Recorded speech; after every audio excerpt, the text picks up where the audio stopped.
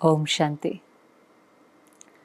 आज बाबा जब सभा को देख रहा है तो बाबा उन विशेष आत्माओं को देख रहा है जो परमात्म प्यार की पात्र आत्माएं।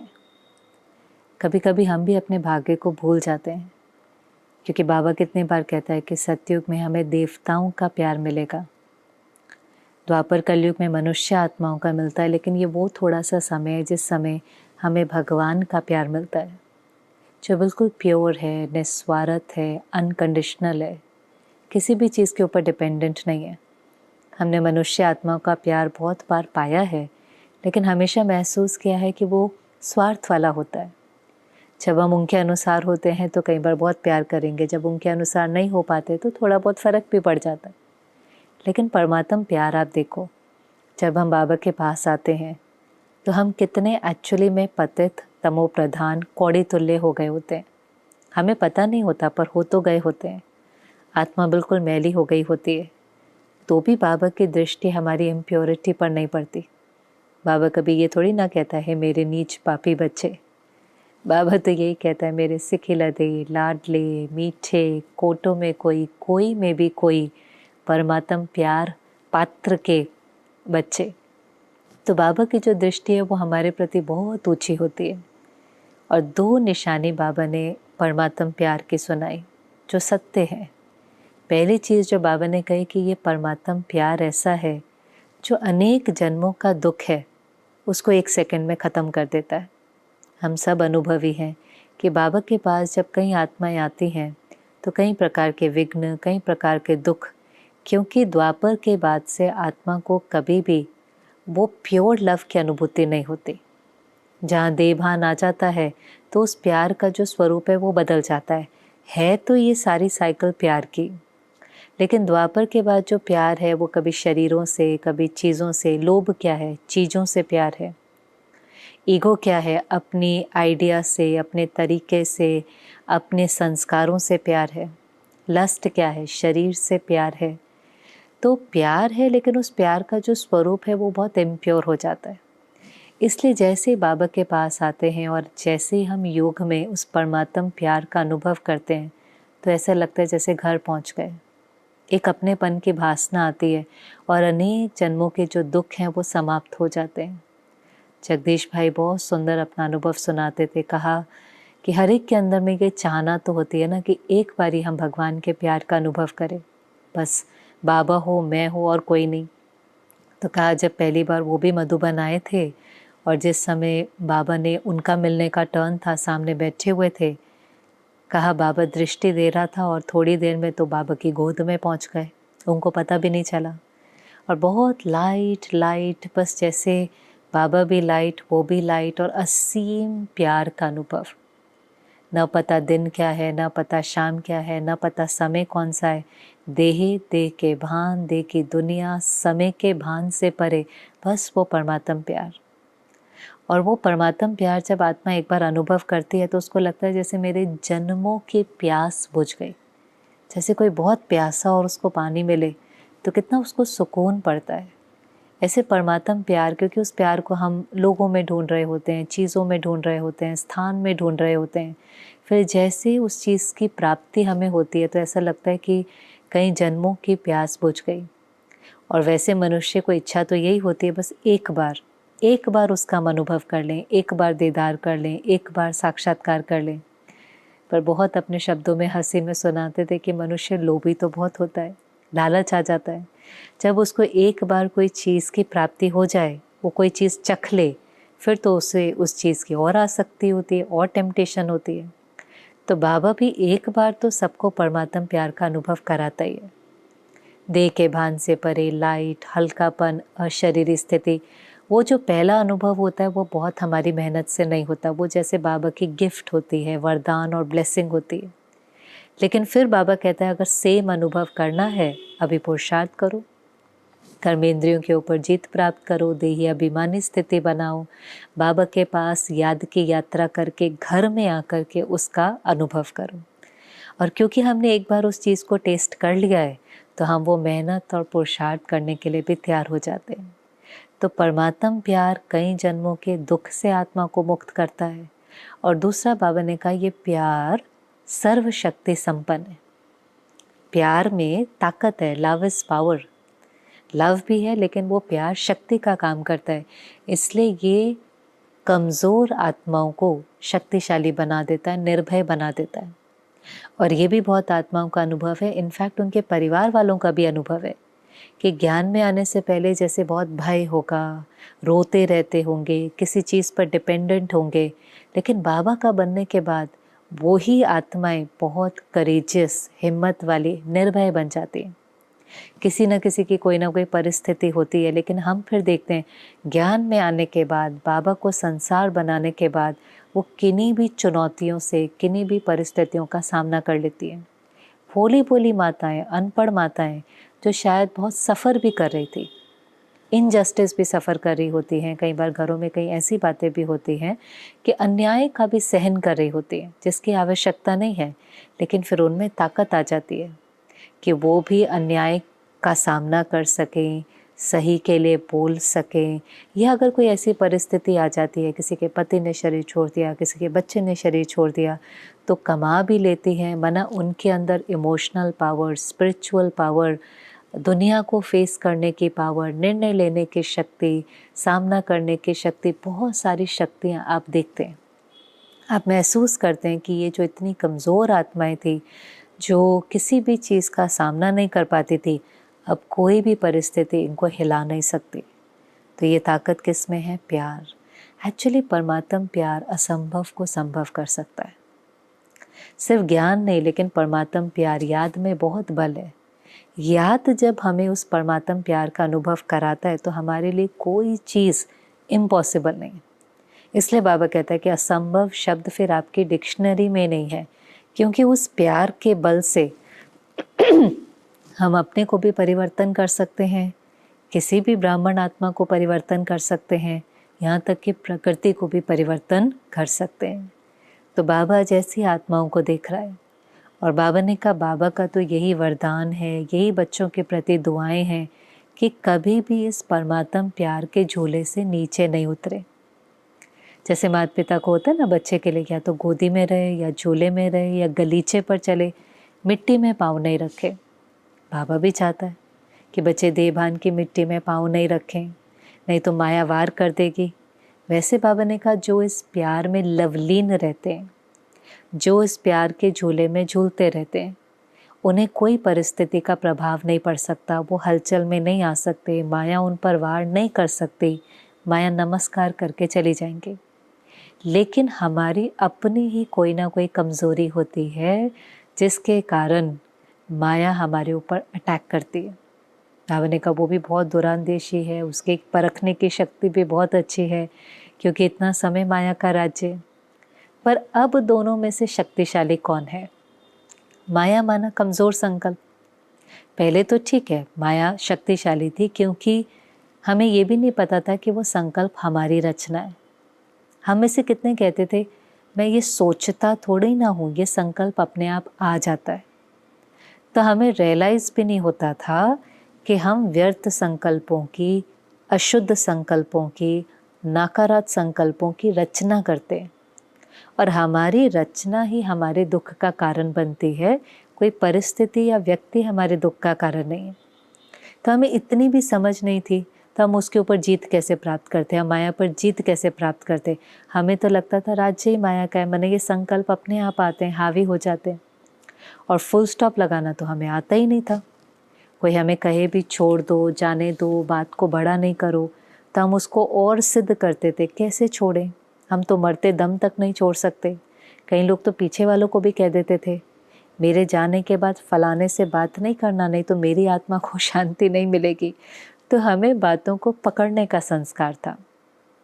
फिर बाबा ने कहा बच्चे फुल स्टॉप लगाओ, छोड़ो, ये बातें जो आपने पकड़ी हैं ये किसी और को दुख नहीं दे रही हैं, आपको दुख दे रही हैं। व्यर्थ नहीं सोचो, समर्थ सोचो, सकारात्मक सोचो, निर्विकल्प बनो। फिर हमने मेहनत करनी शुरू करी। तो पहले हमारा फुल स्टॉप शायद 1 हफ्ते में लगता था, फिर 1 दिन में, फिर 1 घंटे में, फिर कभी मिनट में। तो धीरे धीरे मैं मास्टर सर्वशक्तिवान बनती चली गई, और माया माना कमज़ोर संकल्पों की शक्ति कम होती चली गई। मैं मास्टर सर्वशक्तिवान आत्मा हूँ, सर्व शक्तियों से संपन्न हूँ, सर्वशक्तिवान मेरा साथी है।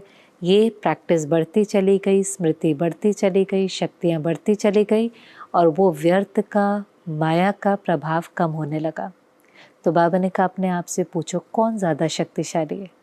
अभी तो माया में उतनी शक्ति नहीं है क्योंकि आप सर्वशक्तिवान हो, आप शक्तिशाली हो, लेकिन कभी कभी अपनी कमज़ोरियों के वश हम भी तो अलबेले हो जाते हैं, आलसी हो जाते हैं। तो हमारी जो अपनी पुरानी कमज़ोरियां हैं, चाहे मन की, वचन की, कर्म की, संबंध संपर्क की, मैंने थोड़े अलबेले हुए, कुछ गलत सोच लिया, कुछ गलत बोल दिया, कुछ ऐसा कर्म किया जो किसी को दुख पहुंचा, कोई संस्कारों की टकराव हुई, तो हमारी कमज़ोरी के कारण फिर कमज़ोर संकल्प चलते हैं जो स्थिति को गिराने के निमित्त बन जाते हैं। बाबा ने कहा वैसे तो माया को भी पता है उसका राज्य अभी ख़त्म हो रहा है, वो भी आपसे विदाई लेना चाहती है, आपको तंग नहीं करना चाहती, पर आप ही उसका आह्वान करते हो। बाबा भी माया को कहता है अच्छा आप मेरे बच्चों को और तंग नहीं करो। तो बाबा ने कहा, माया कहती है बाबा ये आपके बच्चे मुझे बुलाते हैं। बुलाते हैं मतलब का क्या है? ये तो बाबा की एक बहुत सुंदर लैंग्वेज है कि बाबा ने हमें कहा मन मनाभव रहो, समर्थ सोचो, कम बोलो, धीरे बोलो, मीठा बोलो, सुखदायी बोलो, ऐसे कर्म करो जो औरों को सुख मिले, कर्म योगी की सीट पर सेट रहो तो कर्मतीत अवस्था होगी। सारी शिक्षाएं बाबा ने दी। जो बाबा ने कहा, बाबा ने बच्चों को तीसरा नेत्र दिया है, जो नेत्र किसी के पास नहीं है, जिस नेत्र के कारण आपको रोशनी मिली है। राइट क्या है, रॉन्ग क्या है। देवताओं के पास भी ये तीसरा नेत्र नहीं है। हाँ, उनके पास श्रेष्ठ संस्कार हैं, लेकिन उनके पास भी तीसरा नेत्र नहीं है। आपको बाबा ने तीसरा नेत्र दिया है। जितना ज्ञान बाप ने है वो सारा ज्ञान आपके पास है, तो तीसरा नेत्र भी दिया है और सर्व शक्तियाँ भी दी हैं। इसके बाद तो आप माया जीत बन ही सकते हैं। बाबा का लक्ष्य ही है हम माया जीत और प्रकृति जीत बने। तो उसके लिए जो शस्त्र चाहिए, जो ज्ञान चाहिए, वो बाबा ने हमें दिए हैं। लेकिन बाबा ने कहा कई बार अलबेले होते हैं तो पुरुषार्थ करते करते, थकते थकते, दिल शिकस्त होते होते तीसरा नेत्र बंद हो जाता है। तीसरा नेत्र क्या है? जैसे ये आँखें हैं, इससे आप देखते हैं। अब इसमें कुछ कचरा चला जाए तो आपको धुंधला दिखाई देने लगेगा। ऐसे ही तीसरा नेत्र माना बुद्धि का नेत्र। तो बुद्धि में जब तक ज्ञान भरा हुआ है तो उस ज्ञान की आंख से आप देख सकते हैं राइट क्या है, रॉन्ग क्या है, भगवान की श्रीमत क्या है, परमत क्या है, मनमत क्या है, क्या माया का इन्फ्लुएंस है, क्या परमात्मा का इन्फ्लुएंस है। क्लैरिटी होती है। बाबा की श्रीमत ये है, दुनिया की मत ये है। लेकिन अगर इस बुद्धि में हम कुछ ऐसा देखते हैं, सुनते हैं, पढ़ते हैं जो सत्य नहीं है, सत्संग नहीं है, सत्य नहीं है, असत्य है, जो आजकल सारी इन्फॉर्मेशन है, वो देखते सुनते पढ़ते पढ़ते हमारा ये वाला तीसरा नेत्र धुंधला होने लगता है, जैसे उसमें कचरा जाता है। और फिर धीरे धीरे माया अपनी दुनिया में हमें ऐसा आकर्षित करती है कि ये नेत्र हमारा पूरा का पूरा बंद ही हो जाता है। इसलिए बाबा कहते हैं बच्चे, एक आप, दूसरा बाबा, तो ये तीसरा नेत्र खुला रहता है। अगर कोई तीसरा बीच में आया तो ये तीसरा नेत्र बंद हो जाएगा। अब वो तीसरा माना बाबा कहता है एक मेरे संग में रहो, एक मुझे याद करो, मन मना भव की स्थिति में स्थित रहो। बाकी कोई भी और चीज़ की आकर्षण हुई, चाहे खुद की दे, औरों की दे, देह के संबंध, देह के पदार्थ, देह की दुनिया, बहुत कुछ है, लंबी लिस्ट, तो फिर ये धीरे धीरे तीसरा नेत्र बंद होता है। रहना यही है, लेकिन लगाव नहीं हो, आकर्षण नहीं हो, उस चीज़ की आसक्ति नहीं हो। तो ये जैसे बाबा ने एक इशारा दिया कि बच्चे अभी माया जीत बनना है, उसके लिए परमात्म प्यार के झूले में झूलते रहो, तीसरा नेत्र हमेशा खुला रहे, सर्वशक्ति संपन्न बनो। माया में अभी बिल्कुल ताकत नहीं है। फिर क्योंकि ये जो साल चल रहा है इसमें बहुत सारे उत्सव हैं, माना कभी टीचर्स की जुबली है, सिल्वर जुबली, आदि रत्नों का सेलिब्रेशन, जैसे हम देखते हैं ना आज तक भी मधुबन में सम्मान समारोह होते हैं। तो बाबा ने सबको देखकर कहा इस टर्न में तो बहुत उत्सव है, और उत्सव क्या करते हैं, उमंग उत्साह दिलाते हैं। तो सदा आपको भी याद का, सेवा का उमंग हो, केवल उत्सव मनाना नहीं लेकिन उसके लिए बनना भी। अब उत्सव होता है तो आप देखो क्या करते हैं, चुनरी उड़ाएंगे, ताज पहनाएंगे, सम्मान करते हैं। तो बाबा ने कहा सिर्फ गोल्डन चुनरी पहनने की बात नहीं है, लेकिन गोल्डन एजड स्थिति बनानी। बनना है। ये मनाना भी किस लिए है कि वो आपको स्मृति आए कि मैंने बाबा से क्या वायदे किए, मैंने क्या प्रतिज्ञाएं की हैं। जो उत्सव होता है उसका काम ही होता है वापस उमंग उत्साह दिलाना। मन अगर थोड़ा कहीं ढीलापन आने भी लगा है तो वापस आत्मा के अंदर वो उमंग उत्साह आ जाए। क्योंकि बाबा ने कहा ब्राह्मणों का ऑक्यूपेशन है, धंधा है उमंग उत्साह में रहना और औरों को उत्साह दिलाना।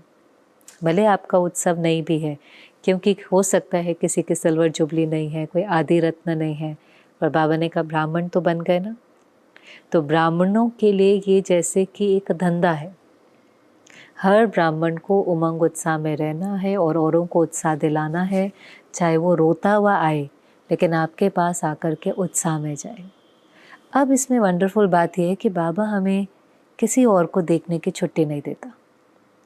बाबा ने कहा देखो चाहे कोई कितना भी विरोधी है, चाहे ब्राह्मण जीवन में विघ्न डालता है, चाहे किसी ने आपके साथ गलत किया है, आपको धोखा दिया है, जो कुछ भी किया है, चाहे वो कैसी भी आत्मा है, लेकिन उसके प्रति भी आपका जो दृष्टिकोण है वो समर्थ हो। ऐसी आत्मा के प्रति भी आप उसको भी उत्साह दिलाओ। अब ये बहुत नई नई बातें हैं जो हम ज्ञान में सुनते हैं, क्योंकि हमें लगता था अच्छे के साथ तो अच्छा होना ही है, लेकिन जिसने मेरे साथ गलत किया है उसके साथ अच्छा होना, ये बातें हमें बाबा ने सिखाई कि बच्चे गाली देने वाले को गले लगाना है, अपकार करने वाले पर उपकार करना है, कोई गाली देता है उसको गुणों की माला पहनानी है, कोई धोखा देता है उसको भी दिल की दुआ देनी है। क्योंकि कहीं ना कहीं हमें समझ में आया, अब ये दो बातें बाबा ने कहा आप व्यर्थ को समर्थ में परिवर्तन करके धारण करो। जो वो कर रहे हैं वो सही है ऐसा नहीं है। अगर कोई धोखा देता है, कोई गाली देता है, कोई विघ्न डालता है, कोई विरोध करता है, तो वो उसका कर्म सही नहीं है। पर हम अगर उसके बारे में व्यर्थ सोचते हैं तो वो हमारी आत्मा की शक्ति को खत्म करता है। तो हमें अपने को ज्ञान से समझाना पड़ता है। जो बाबा ने एक बार बहुत सुंदर ड्रिल कराई थी कि सही को सही समझना है, गलत को गलत समझना है, समझो भले पर वृत्ति में धारण नहीं करो। राइट रॉन्ग की समझ होना वो तो होंगी क्योंकि तीसरा नेत्र मिल गया है, लेकिन किसी की कमी को अपने चित्त पर धारण नहीं करो। क्योंकि अगर किसी के अवगुण हम अपने चित्त पर धारण करेंगे तो हमारा चित्त कभी भी शांत चित्त नहीं हो पाएगा, एकाग्र चित्त नहीं हो पाएगा। इसलिए बाबा ने कहा जब धारण करना है तो व्यर्थ को समर्थ में परिवर्तन करो। अब कैसे व्यर्थ को समर्थ में परिवर्तन करेंगे? समझो किसी ने हमारे साथ गलत किया है, तो भी बाबा ने कहा उस समय अपने को स्मृतियाँ दिलाओ। जैसे एक स्मृति हो सकती है, ये उसका कर्म है, उसके कर्म से उसका भाग्य, मेरे कर्म से मेरा भाग्य। तो उसके कर्म को मुझे थोड़ी ना कॉपी करना है। उसने गलत किया तो मैं भी गलत करूं तो फिर मेरे साथ भी तो गलत होगा। उसका जो कर्म है उसका कॉन्सिक्वेंस वो फेस करेगा, मेरा जो कर्म है मैं उसका कॉन्सिक्वेंस फेस करूँगा। उसने गलत किया तो एक जो इटर्नल लॉ है, जो कर्मों की गुह्य गति है, वो तो बाबा ने समझा दिया ना, काम कर रही है। कि कोई दुनिया के लॉ से भी बच सकता है पर कर्मों की गुह्य गति से तो कोई नहीं बच सकता। तो अगर वो कुछ गलत करेगा आज नहीं तो कल उसके सामने आएगा। मुझे लॉ उठाने की क्या ज़रूरत है, मुझे उसको सिखाने की क्या ज़रूरत है। मुझे तो वो कर्म करने हैं जो श्रीमत है, सत्य कर्म करने हैं। तो मुझे तो उस आत्मा के प्रति भी शुभ भावना रखनी है, दुआएं देनी। ऐसे अपने को समझाना होता है। दूसरा, वो कमज़ोर आत्मा है, परवश है। परवश आत्मा ही गलत करती हैं, घृणा करती हैं, दुख देती हैं। लगता है पावरफुल है, होती तो कमज़ोर ही है। कमज़ोर आत्मा इतनी नेगेटिव एनर्जी क्रिएट करती है, पहले वो खुद ही उसके अंदर जल रही होती है। कोई विरोध करे, विघ्न डाले, धोखा दे तो वो भी तो अंदर से आत्मा कितनी दुखी होगी। तो दुखी आत्मा के प्रति तो रहम आना चाहिए, वो पहले ही परवश है, उससे हम और क्या नफरत करेंगे। तीसरा, बाबा कई बार कहते हैं बच्चे हर एक का ड्रामा में पार्ट है, उसका कोई दोष नहीं है। हर एक्टर का कुछ ना कुछ पार्ट नूंदा हुआ है, ये हमारे लिए। हम अपना पार्ट डिसाइड कर सकते हैं। हम अपना डायलॉग कैसे बोलना है, क्या कर्म करना है, क्या सोचना है, कितना पुरुषार्थ करना है, वो हमारे पास चॉइस है। पर दूसरे के पार्ट के प्रति तो नहीं है। तो हम दूसरे के पाठ के प्रति और दूसरे के डायलॉग के प्रति और दूसरे के स्क्रिप्ट के प्रति अपने मन में इतना चिंतन क्यों करें।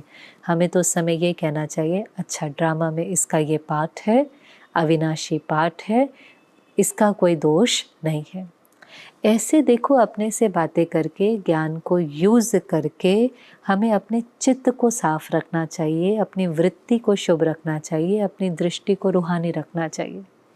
इसमें ही हमारी उन्नति है। इसलिए बाबा ने कहा, बच्चे व्यर्थ को समर्थ में परिवर्तन करके धारण करो, नेगेटिव को पॉजिटिव में परिवर्तन करके धारण करो। ये तो गांधी जी भी कहते थे, hate the sin not the sinner. पाप से नफरत करो, पापी से नहीं। चलो ठीक है, उसने कुछ गलत किया तो उस गलती से भले नफरत करो, लेकिन करने वाले से तो नहीं करो ना, क्योंकि हम तो विश्व कल्याणकारी आत्मा है। हमारा फर्ज है हर आत्मा का कल्याण करना, हर आत्मा के प्रति शुभ सोचना, हर आत्मा के प्रति रूहानी दृष्टि रखना। हमारे बोल हर एक के प्रति वरदानी होने चाहिए। इतना हमारे दिल में सारे विश्व के परिवार के प्रति प्यार होना चाहिए। तो बाबा ने कहा, व्यर्थ को अवॉइड करो। जो व्यर्थ को अवॉइड करेगा, बाबा उनको अवार्ड देगा। आज तक तो आत्माओं से अवार्ड मिलते हैं, और वो अवार्ड भी किस चीज़ के होते हैं? परफॉर्मेंस बेस्ड होते हैं। स्कूल से ही शुरू हो जाता है, किसी ने अच्छे मार्क्स लिए तो अवार्ड, किसी ने अच्छा परफॉर्मेंस दिया तो अवार्ड, डांस किया, गिटार बजाया, किसी ने टारगेट अचीव किया, परफॉर्मेंस के लिए अवार्ड है। बाबा अवार्ड परफॉर्म करने के लिए नहीं दे रहा है, बनने के लिए दे रहा है। बच्चे ऐसा बनेंगे, आत्मा को ऐसा बनाएंगे, व्यर्थ से अवॉइड करेंगे तो बाबा अवार्ड देगा। ब्राह्मण परिवार भी आपको अवार्ड देगा। तो दिल होनी चाहिए कि मुझे ये अवार्ड लेना है। मैं कुछ दिन पहले एक बहन से बात कर रही थी, वो डॉक्टर है, अभी उसको ज्ञान में चलते कई वर्ष हो गए। तो पूछा कि आप कैसे ज्ञान में आए, तो अपना अनुभव सुना रही थी कि मैं उस समय ज्ञान पर आई जब ये बॉम्बे में ताज होटल पर अटैक हुआ था टेररिस्ट का। उसी समय पर मेडिकल कॉन्फ्रेंस हो गई, आबू गई होंगी। तो उस समय क्योंकि वो सारे में लहर फैली हुई थी, तो वहाँ पर किसी बहन ने कहा कि नहीं, हमें तो इस टेररिस्ट के प्रति भी शुभ भावना रखनी है, शुभ कामना रखनी है।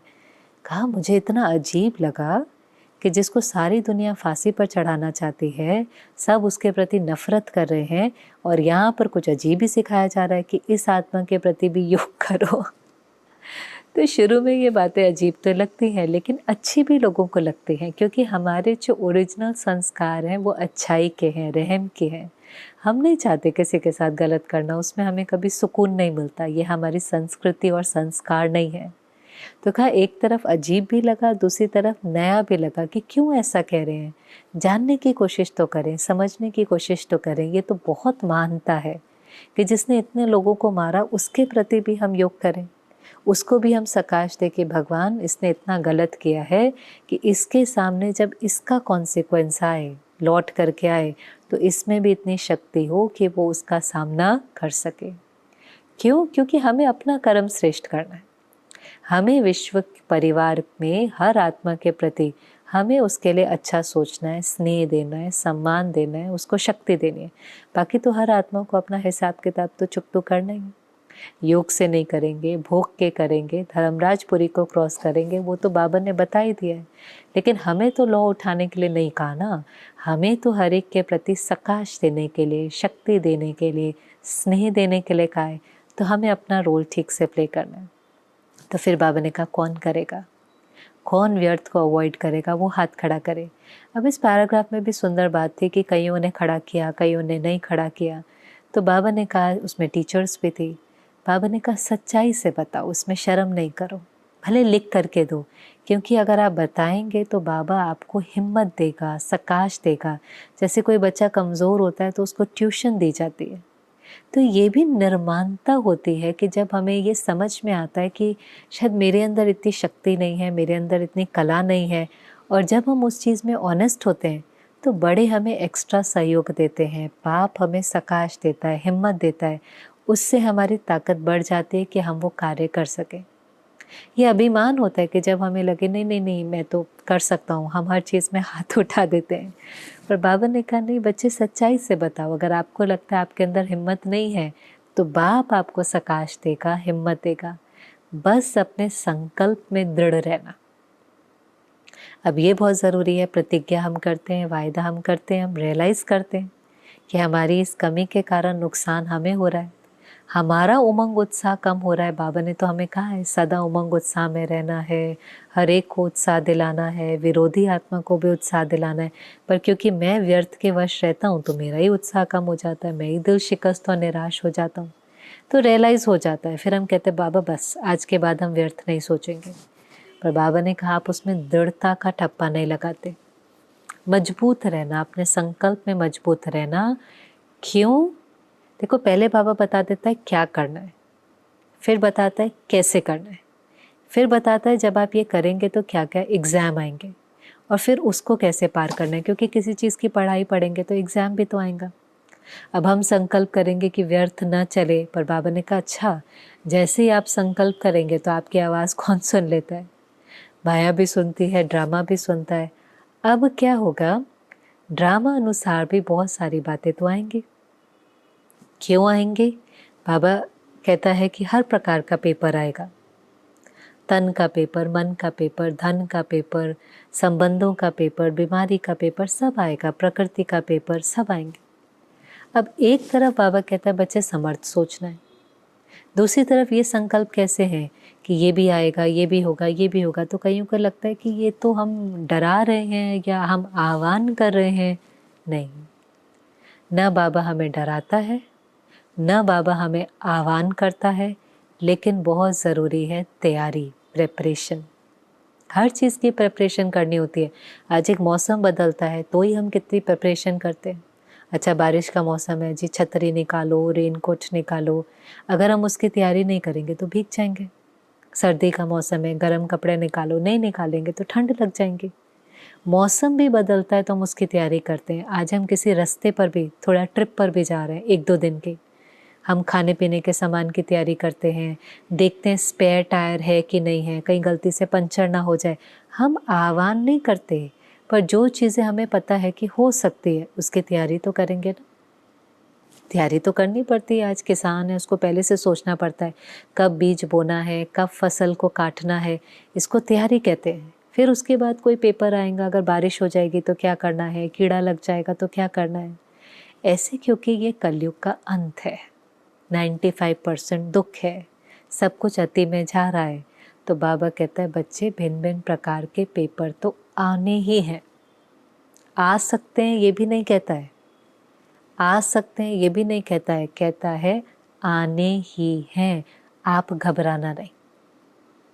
जब पहले से ही बाप ने बता दिया कि अचानक सब कुछ होना है, प्रकृति का पेपर, शरीर का पेपर, मन का पेपर, तन का पेपर, संबंध संपर्क का पेपर, संस्कारों का पेपर, सेवा का पेपर, जब पहले से बाप ने बता दिया, फिर आप घबराते क्यों हो? क्योंकि जब घबराते हैं तो क्या होता है, जैसे कोई घबरा जाए तो उसके हाथ में जो चीज़ होती है वो छूट जाती है। देखा ना, आपने कहते अरे मैं घबरा गया, आपने पीछे से आवाज़ लगाई ना, मैं घबरा गया इसलिए मेरे हाथ से ये चीज़ छूट गई। तो घबराने में क्या होता है, कर्मेंद्रियों की एफिशिएंसी कम हो जाती है, चीज़ छूट जाती है, डर गए ना।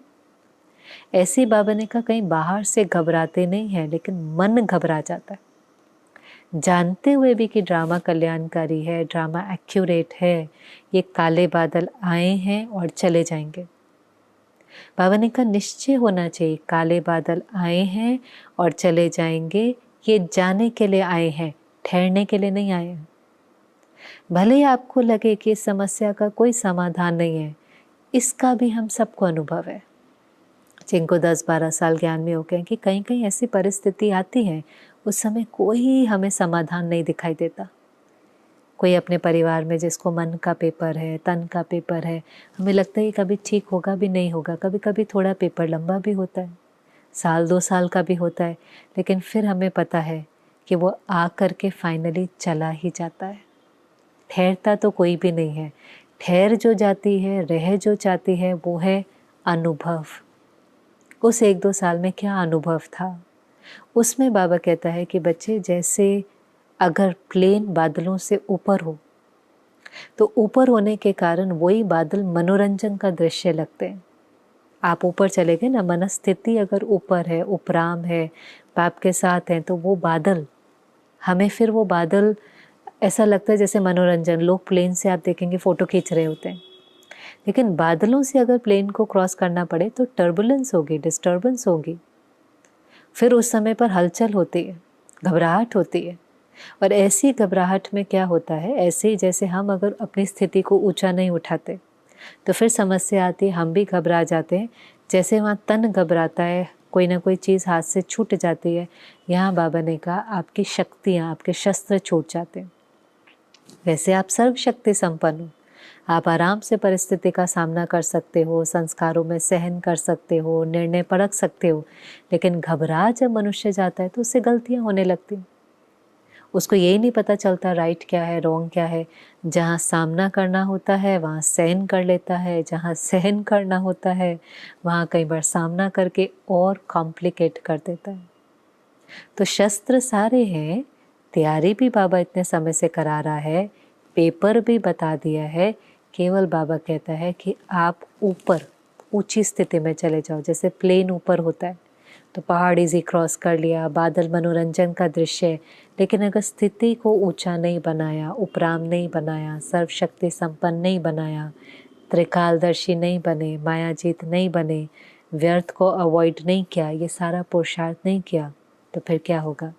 बातें आएंगी, हम एवर रेडी नहीं होंगे, हमारा बहुत काल का पुरुषार्थ नहीं होगा, तो फिर हम हलचल में आ जाएंगे।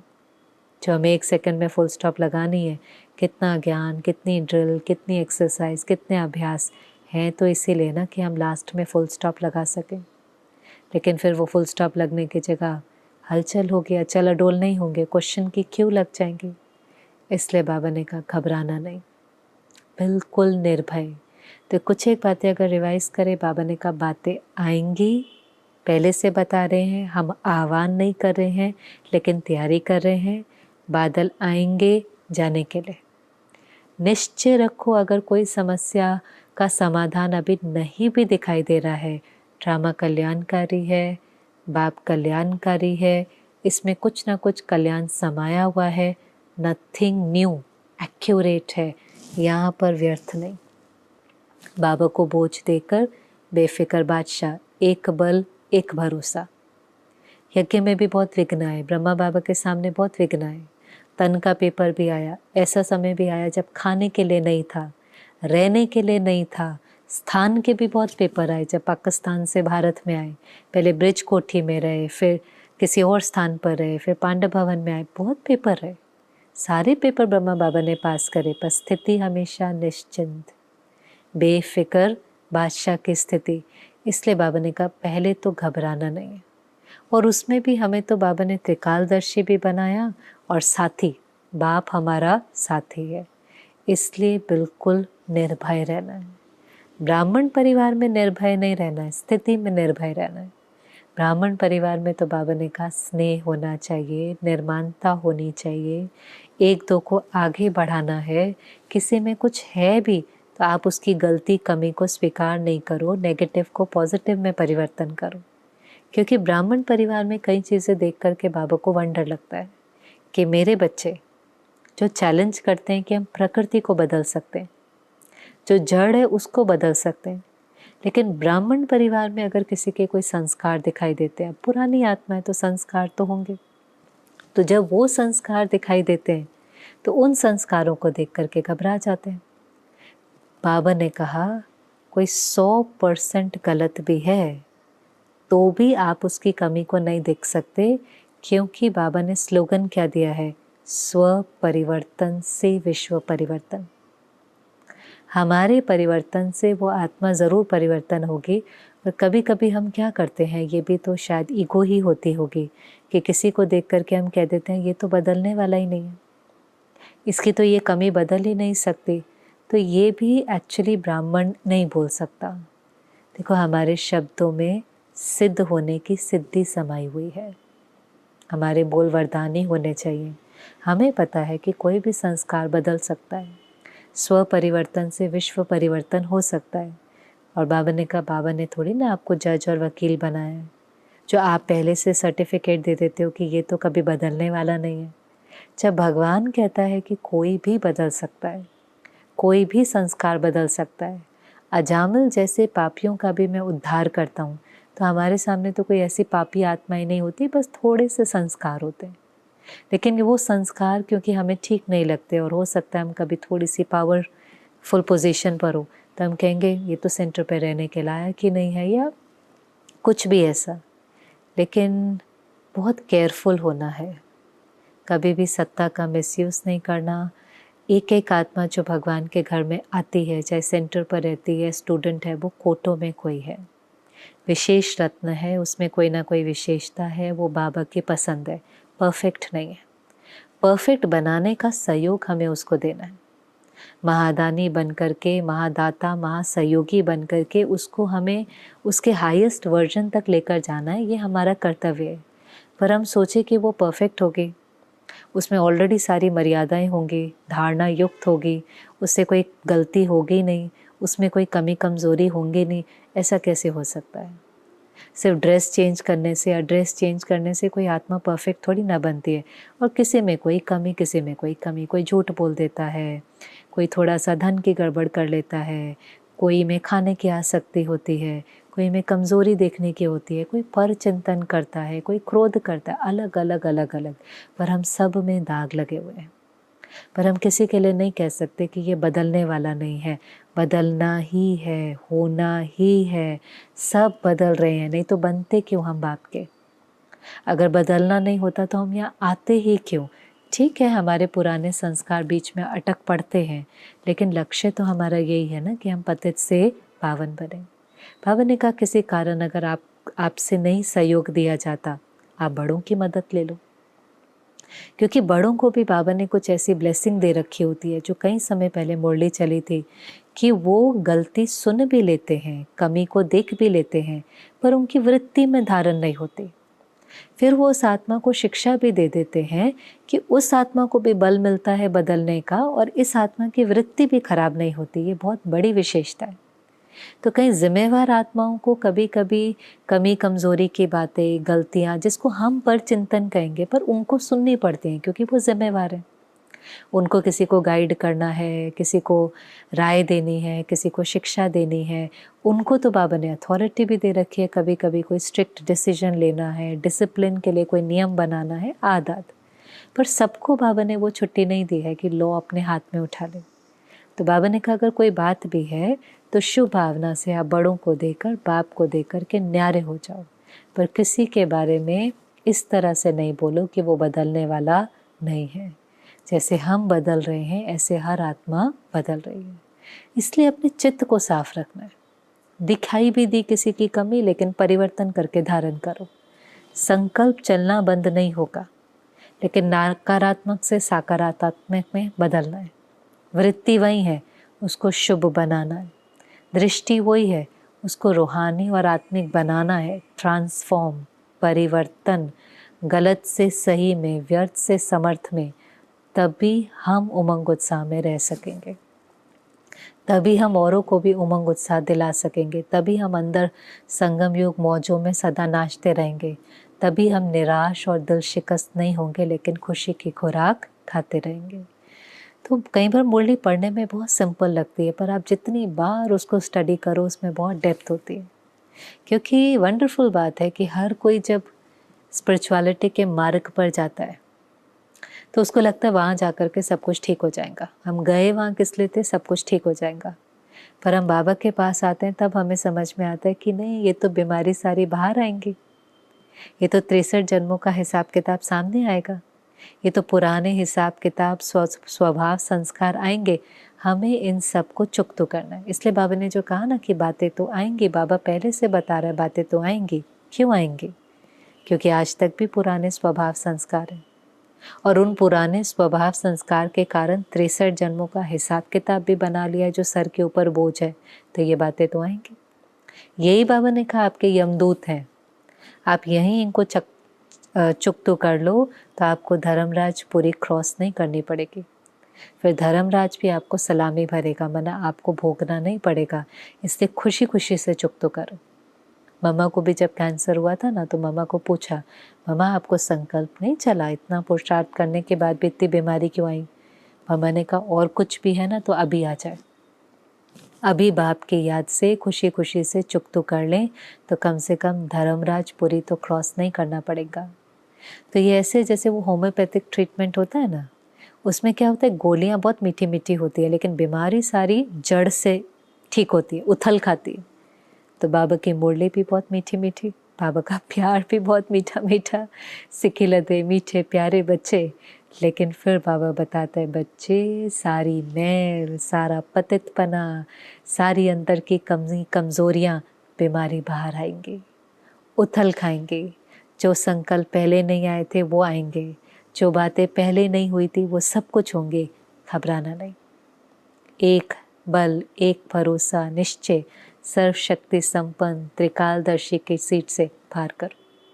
अपनी स्थिति को इतना ऊंचा उठा लो कि ऐसे लगे सब मनोरंजन है, साइट सीइंग है, पर आएगा। इसलिए बिल्कुल इसमें निर्भय रहना है। तो इतना जब बाबा क्लैरिटी दे देता है तो हम छोड़कर नहीं जाते हैं।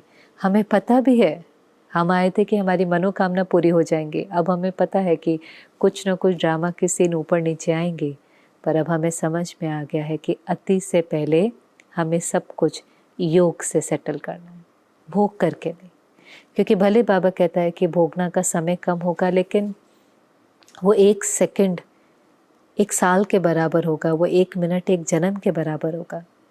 वो देखो, टाइम बहुत सब्जेक्टिव होता है, रिलेटिव होता है। जैसे आप किसी से बात कर रहे हो, आपको उससे बहुत प्यार है, आप 1 घंटा फ़ोन पे बात करते रहेंगे, आप कहेंगे मुझे पता ही नहीं चला, 1 घंटा हो गया मुझे पता नहीं चला। वहीं पर ही अगर आपको किसी गर्म चीज़ के ऊपर बैठना हो तो 1 सेकंड में भी व्यक्ति जल जाता है।